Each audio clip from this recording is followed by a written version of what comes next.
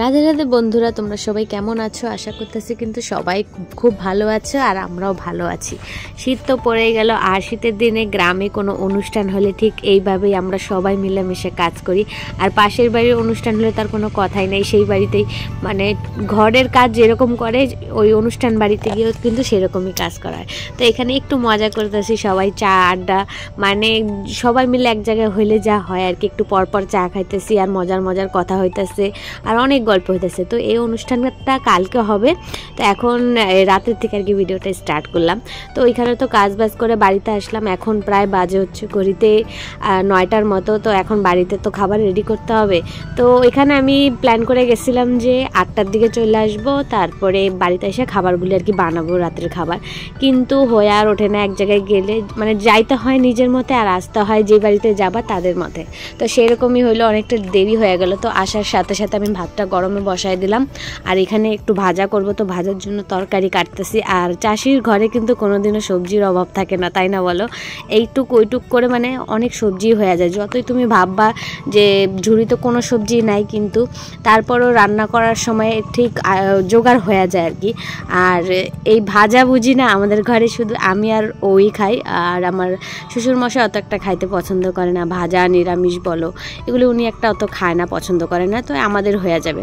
তো যাই হোক, রাত্রে তো যেমন তেমন খাওয়া দাওয়া হইলো। এখন পরের দিন সকালবেলা, আর যেদিন বাজারে সবজি নাই সেদিন কিন্তু সকাল সকাল উঠতে হয়। ডেলি যেমন উঠি ধরো 6:30 7টার দিকে, শীতের দিন তো একটু আর কি দেরি করে উঠতে হয়, আর গরমের দিনের সময় তো 5টার সময় উঠতে হয়। তো এই শীতের দিনও যেদিন সবজি নাই বাজারে সেদিন একটু সকালবেলা উঠতে হয়, যেমন কি ওই 6টা 5:45টার দিকে। তো উঠে সব সবজি টবজি ব্যাগে ভরে দিলাম। আর উনি মাঠে গেছিলো পটল উঠাইতে, তো সেই ফাঁকে আমি ব্যাগে যে সবজিগুলি রাখা ছিল উঠানে সব ভরে দিয়া উঠান বাড়ি সবই ঝাড় দেওয়া হয়ে গেছে, মানে ওই টোটালি বাসি কাজগুলি করা হয়ে গেছে। উনি গেলে গা তারপরে এই জলটুকু কাঁচায় রাখা দিব। আর এখানে যে আমি সকালবেলা উঠছি তেমনটা না, বাড়ির সবাই সকালবেলা উঠছে। বাবা মা ও 3জনেই গেছিলো মাঠে সবজি উঠাইতে, আর এখানে আমি বাড়িতে সব যে কাজগুলি ছিল সেগুলি করে নিছি।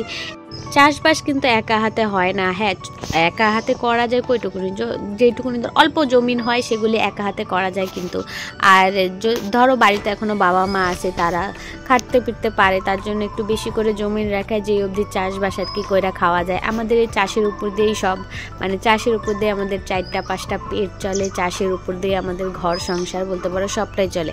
আর চাষ যে করি যে নিজেদের জমিন তা এমনটা না, ওই লোকের জমি নিয়ে আর লোকের টাকা দিয়ে চাষবাস করে ওষুধপত্র আনে, যেই কয় টাকা থাকে খাওয়া খরচা হইয়া মানে ওই পেটে ভাতে আর কি হয়ে যায় আর কি, জমা আর কিছু হয় না তেমন।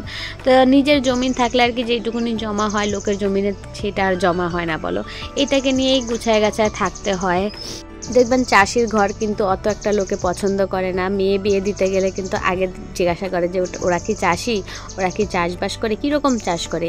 ধরো গৃহস্থী বাড়ি হলে তো মেয়ে বিয়ে একদমই দেয় না। আর যারা ধরো বড় বড় চা বাগান আছে বা বড় বড় জমিন আছে, লোকেদেরকে চাষ করতে দেয়, তাদের ঘরে যাও বা দেয়। জমিদার আর কি যেটা বলা হয়, জমিদারের কাছে যাও বা দিতে চায়। একটা ছোটোখাটো চাষির ঘরে কিন্তু একটা মেয়ে বিয়ে একদমই দিতে চায় না, যেটা আমার বাবা মা দুজনেই চাইছিল। কিন্তু আমার ভাগ্যতে যেটা লেখা ছিল, ভগবান 6 দিনের দিন আমার যেটা লিখে রাখছিল সেটা তো হবারই ছিল বড়। এখন দোষ এর ওর কাউরি না, সেটা আমার ভাগ্যের দোষ। এখন ভাগ্যকে দোষ দিয়ে তো আর সারা জীবন কাটা দিলে চলবে না, ওই ভাগ্যকে নিয়ে হাসি খুশি থাকতে হবে। সব সময় টাকা পয়সা যে সুখ আনবে, তোমার টাকা পয়সায় যে তুমি সুখী হবে এমনটা না। দুই এক সময় টাকা পয়সা ছাড়াও কিন্তু যেই মানুষটার সাথে তুমি আজীবন থাকবা সেই মানুষটাও কিন্তু সুন্দর হইতে লাগে, তাহলেই না জীবনটা সুন্দর হবে বলো। তো যাই হোক, এখানে সকালের কর্তামশাইকে দিলাম বাজারে পাঠায়, আর এখানে আমি রান্না বান্না বসাই দিচ্ছি। তার মধ্যে একটুখানি আমার শাশুড়ি মার কেরামতি দেখাই। দেখো বাড়িটা আমাদের ছোট হইলে হবে কি, আমার শাশুড়ি মা এমন কোনো গাছ নাই বা এমন কোনো ফুল গাছ নাই যে উনি লাগায় না। আমার কারোর বাড়িতে গিয়া কোনো সময় কোনো ফুল বা কোনো সবজি, যেমন হয় না গ্রামের দিকে দেখবা ওদের বাড়িতে কোনো একটা গাছ লাগাইলে, যেমন ধনিয়া পাতা হোক, একটু সিম হোক, লাউ হোক, চায়া খায়, সেই জিনিসটা আমার আর করতে লাগে না। আমার শাশুড়ি মা সব আমার ঘরের দৌড় এনে রাখছে। আর আমার শ্বশুরবাড়ির লোকজন লোকের বাড়ির থেকে কিছু আয়না খাওয়া, লোকের বাড়ি থেকে কিছু জিনিস আয়না ব্যবহার করা ওনারা একদমই পছন্দ করে না। যেইটুকুনি আছে ঘরের আছে, না থাকলে খাবা না, আর থাকলে খাবা আর কি না থাকলে খাবা না, এমন বিষয় আর কি। লোকের কাছে হাত পাতা ওনারা একদমই পছন্দ করে না। আমাদের বাড়ি কিন্তু গরু পালে না, তারপরেও আমার শাশুড়ি মা এত গোবর আয়না রাখে যে যখন তখন তুমি লেপতে পারবা বা বলতে লাগবে না যে মা গোবরটা আয়না দাও। কারণ গ্রামের দিকে কিন্তু 2-1 দিন পর পরই বাড়ি ঘর দুয়ার লেপতে হয়, এক তো বৃহস্পতিবার করে লেপতে হয়, তারপরে আবার কিন্তু একটা ছোটোখাটো অনুষ্ঠান হলো, ঘরের একটা বড় করে পূজা হইলো, তখনও কিন্তু লেপতে লাগে ঘর দুয়ার।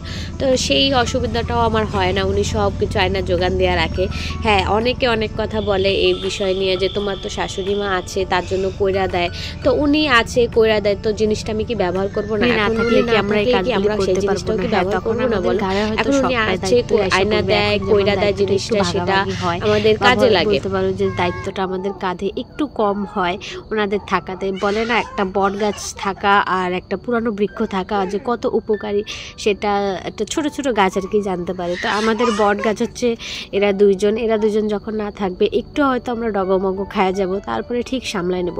এখন আমাদের আছে দেখা বলতেছে, যাদের নাই তারা ঠিক খাওয়া দাওয়া করে ঠিক ভালো আছে, তাই না বলো? তো আমরাও ঠিক সেরকমই থাকবো। একরকম কি আজীবন থাকবে বলো, বা একই রকম কি তারা আজীবন আমাদের সাথে থাকবে? যারা এই কালে আসে মানে এইখানে আসে তারা তো ওই পারে যাবেই বলো। তো যাই হোক, এখানে তোমাদের সাথে কথা বলতে বলতে আমার সকালের সমস্ত কাজই হয়ে গেল। এখন বিছানা উঠায়া সব জামা কাপড় নিয়ে আসলাম ধুইতে। এটা তো আমার রোজকার চাকরি, যদি বলি যে আজকে ধুবো না তাও সেই ধুইতেই লাগে, কারণ জমা কইরা রাখাটা বেশ ভালো লাগে না বলো। ঘরের মধ্যে একটা নোংরা একটা আবর্জনার মতো লাগে, তারপর আবার একটা গন্ধ লাগে। আর বাচ্চাদের জামা কাপড় মানে হিসু করে বেশি, তো হিসুর গন্ধটা একদমই খারাপ, তো সবাই জানো। আর বাচ্চা কাচ্চা জামা কাপড় ডেইলি ধুইলেই মনে হয় ভালো হয়, একটু জমা করে রাখাটা বেশ ভালো দেখে না বলো ঘরের মধ্যে। তো যাই হোক, এখানে আমি দুই পাশে দৌড়াদৌড়ি করে কাজ করতেছি। শীতের দিনে জামা কাপড় জানো তো কার আগে কে মেলতে পারে, জায়গা একে তো কম, আমাদের এই দড়িটাতে যে পারে সেই আইসা মেলে দেওয়া যায়, তার জন্য আমি সকাল সকাল চেষ্টা করি ধুয়ে রাখার। তো আমার ভিডিওগুলি একটু বোরিং লাগে তাই না বলো, ডেইলি একই কাজ, ডেইলি একই রকম কথা, তো আমি কি বলবো বলো। আমি কোনো তো নতুন ব্লগার না, মানে পুরনো ব্লগার না, বা বলতে পারো এক্সপিরিয়েন্স আলা ব্লগার না। আমি যেটুকুনি মোবাইলে দেখছি, যেটুকুনি শিখছি সেইটুকুনি পারি। এখন আমাকে কেউ যে একটু বুঝাই দিবে বা কেউ একটু নতুন ক্রিয়েটিভ করে দিবে সেই লোকটা আর নাই। দেখো, সংসারের কাজ কইরা তারপরে আবার মোবাইল দেখা তো সময় নাই বলতেই চলে। আগে যাও একটু দেখতাম, এখন এই ব্লগ ভিডিও বানানোর সময় আর দেখাই হয় না, এডিট ফেডিট করতেই আমার দিন চলে যায়। তো যাই হোক, এখানে আমার জামা কাপড় ধোয়া শেষ, এখন রান্না বান্না করতেছি। আর আজকে একটু তোড়জোড় কাজের একটু বেশি আছে, কারণ এক জায়গায় যাবো, সেই জায়গাটা তো দেখাবোই অবশ্য তোমাদের সাথে। আর এখানে রান্না করতে করতে আমার কর্তামশাই চলে আসছিল বাচ্চাদের জন্য খাবার নিয়ে, তো সেটা নিয়েই দেখো আমার ছেলে চলে আসে। ওর কাছ থেকে আমি চাইলাম কিন্তু ও আমাকে দিল না। তো যাই হোক, এখানে রান্না বান্না করে একটু ঘোরাঘুরি করলাম, ছেলে মেয়ে দুজনকে চান্দান করায় রেডি করে দিলাম। তারপরে এখন আমি চান্দান করে রেডি হব। আমি এখন পরবো তিলক, অনেক দিন পর তিলক পরতেছি, অনেকটা দিন পর। মাঝখান দিয়ে একটু বন্ধ রাখছিলাম, কারণ গরমের দিনে তোমার তিলক পরলেও না একটু পরে ঘাম দিলে মুছে যায়, তো গরমের দিনটা একটু বন্ধ রাখছিলাম। আর এখন আবার শীত পড়ে গেছে, তো এখন যাব কীর্তনে, তো সেই কারণে দিলাম। আমি তিলক পরলে অনেকে অনেক কথা বলে, অনেক বাজে কথা বলে। এখন দেখো, তিলক পরারও কিন্তু অনেক নিয়ম থাকে, সেই নিয়মগুলি হয়তো আমি জানি না, বা কেউ তো আমাকে সামনাসামনি এসে বলবে না বলো, আমাকে জিজ্ঞাসা করতে হবে, বা জিজ্ঞাসা যদি নাও করি লজ্জায়, তারপরেও তাদেরকে ধরো আমার নাকি যদি তিলকটা দেখে কপালে, তাহলে তাদের যে এক্সপিরিয়েন্সটা সেটা তো বলবে বলো। যেহেতু আমি হিন্দু, তো আমার তিলক পরতে লজ্জা করে না, কিন্তু অনেক মানুষ আসে, তাদের খুব হাসি পায় আমার তিলক পরাটা দেখা।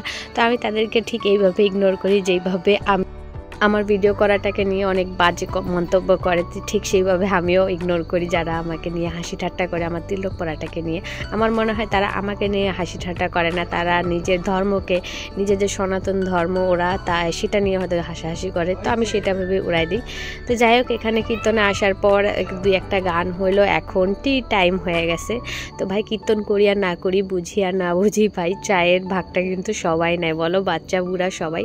তো এখানে চাটা উপভোগ করে ওখানে তারপরে কীর্তন শুরু হইলো। আর এই যে এটাই হচ্ছে লাস্ট কীর্তন বলবো না, এরপরও আছে কিন্তু তেমন একটা যাওয়া পড়ে না। আর এটা আমাদের বাড়ির পাশে ছিল, তো সেই কারণে আর কি যে কালকে দেখলাম রাত্রেবেলা সব কাটাবাটা করলাম, তো এই অনুষ্ঠানটার জন্য কাটাবাটা করলাম। আর সত্যি বলতে এইসব অনুষ্ঠানে না, বিয়েবাড়ির অনুষ্ঠান থেকেও এইসব বাড়িতে গিয়ে তৃপ্তি করে তোমার প্রসাদ নেওয়া যায়, তৃপ্তি করে আনন্দ করা যায়। বিয়েবাড়িতে তো এখন খালি আনন্দ বলতে নাচ গান করা, হই হুল্লোড় করা এইসব, কিন্তু এইসব বাড়িতে গেলে যে একটা আলাদাই মজা, আলাদাই অন্যরকম একটা অনুভূতি হয়, সবাই আসে, বেশ খুব ভালো লাগে আর কি। তো এখানে আমি তো অনেকক্ষণ পরিবেশন করলাম। এখানে আমরা যে কয়জন বসে আছি সবাই সেই সকাল থেকে উথল পাথাল করে রাখছি বাড়িটাকে। তো এখন একটু রেস্ট করতেছি। যারা পরের ব্যাচে ছিল, মানে পরে যারা খাওয়া দাওয়া করছে, তাদের তো এখন আর কোনো কাজ নেই, তাদেরকে ভেজাই দিয়েছি পরিবেশন করতে। আর এখানে আমি সন্ধ্যার টাইমে চলে আসছি বাড়িতে। তো বাড়িতে এসে দেখি আরও অনেক কাজ রয়েছে, তো সেগুলিকে ঠিকঠাক করলাম। আমার যে এই র্যাকটা, সব যারা আমাকে চিনো তারা বেশ ভালো করে জানো, আমার ঘরে একটা ছোটো মোটো দোকান আছে, বা যারা আমার ডেলি ব্লগগুলি দেখার চেষ্টা করো একটু, তারা বেশ ভালো করে জানো ঘরে একটা ছোটো মোটো দোকান আছে। তো দোকানের জিনিস না এদিক ওদিক হয়, তো সেটাকে না 2-3 দিন পর পরে আর কি গুছাতে লাগে, 2-3 দিন না হলে 1 সপ্তাহ পর পর গুছাইতে লাগে। তো আজকে একটু ভাবলাম গুছাই নেই, তো গুছাই নিলাম। তো গুছানোর পর দেখতে বেশ সুন্দর লাগতেছিল আমার নিজের থেকে। আমার কর্তামশাইকে মানে বললাম যে কেমন লাগতেছে, উনি না ছাড়া হ্যাঁই বললো না। তো যাই হোক বন্ধুরা, তোমরা বলে দাও আমার ভিডিওটা কেমন লাগলো। যদি ভালো লাগে একটা লাইক করে দিও, আর যদি ভালো না লাগে স্কিপ করে দিও।